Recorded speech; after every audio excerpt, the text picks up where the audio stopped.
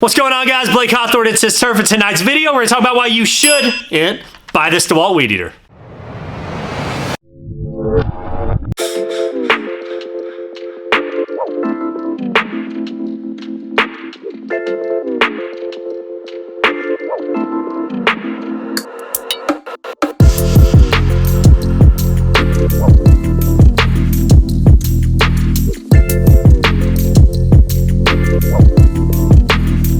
Alright guys, welcome to Equipment Overload. In tonight's video, we are looking at the DeWalt 60 volt brushless weed eater, string trimmer, weed whacker, whatever you want to call it. We're going to be looking at it. And so this is one of our first times that we're going to be running a electric piece of equipment. We have run the hedge trimmers before, but this is our first weed eater.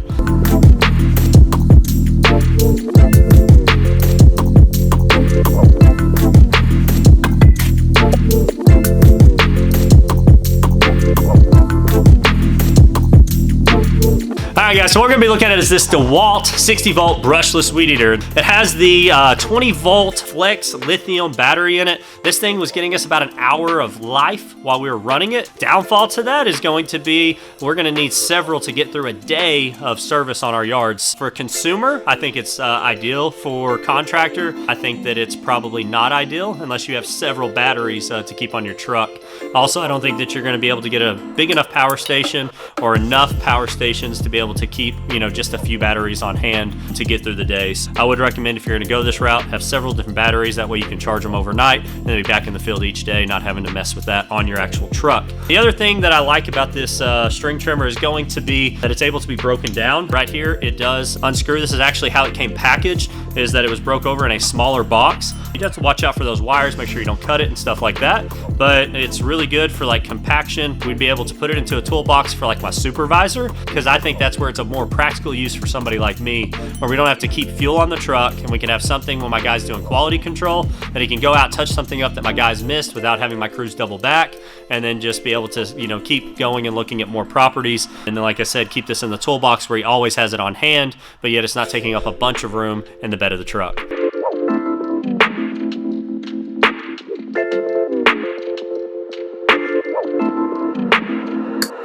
Something else I like about it is that it does have the 15-inch cut and that the weed eater head does accept .095 line. Once I upgraded the line to the .095 Husqvarna line, I was seeing a lot better results than what came on its stock. Also, I wish that I could figure out a way to replace this head with like a standard head. I'm sure that they have some kind of adapter. I just am very custom and used to our heads that we use on our gas-powered string trimmers. I would like to have that luxury on this string trimmer itself.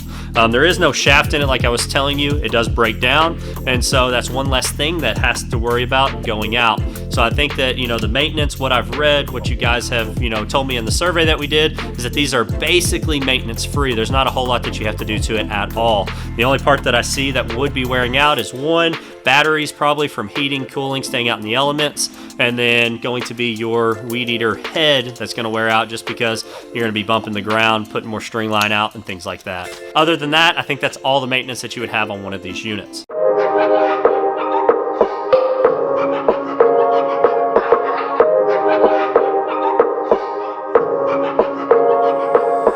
Price-wise, guys, this unit here actually went on sale at Home Depot for like $63 this past weekend. It's a great price point where you pick one of these up. I think you still got to buy a battery and a charger on top of that. The other units that we had to be able to compare to this unit was going to be the Ego version. That's going to run you about $138 online that you can find on sale. It ranges from that all the way up to $200 and something depending on where you're purchasing it from. Another one is going to be the M18 Milwaukee version. It runs about $200 as well. The downfall with all of these is going to be the battery life. I know a couple of you guys that are doing, 3 to 5 properties a day. You said, hey, it's great for that. Whereas, we're mowing 20 to 30 properties a day on our truck.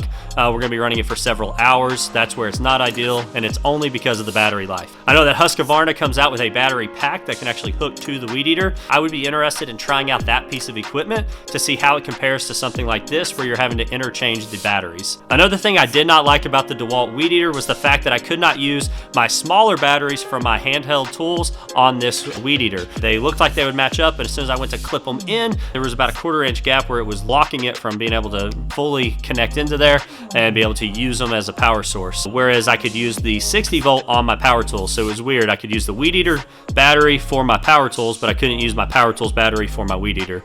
That was a little bit of frustrating out there in the field. Other than that, guys, the learning curve is super simple. It's literally just take it out of the box, plug battery in, make sure you got string in your Weed Eater head, and you're ready to roll. It's got a high and a low setting, just depending on what type of grass you get into. It's perfect for those weekly lawns that you're cutting 2 to 3 inches of grass off of, where I think as you start getting into some taller grass, especially moving up north from where we're at, on some fescue lawns that you're going to be cutting 5 to 6 inches of grass off, I think that you would see a real strain since it does not have near as much power as a gas-powered unit. Other than that, guys, I think that it is a great tool. It's something nice that I would like to have like around the house for consumer use. I see where you could really benefit from having one of these where you're just mowing your lawn maybe once a week, once every other week. But as far as day in, day out, keeping it on a truck, maybe as a backup, it's not a bad idea either. I sent it out with the crew the other day, but I just don't see my guys or myself going to this unit every single day as our #1 go-to Weed Eater. I don't think that the Ego or the Milwaukee would allow us to be able to do those things as well.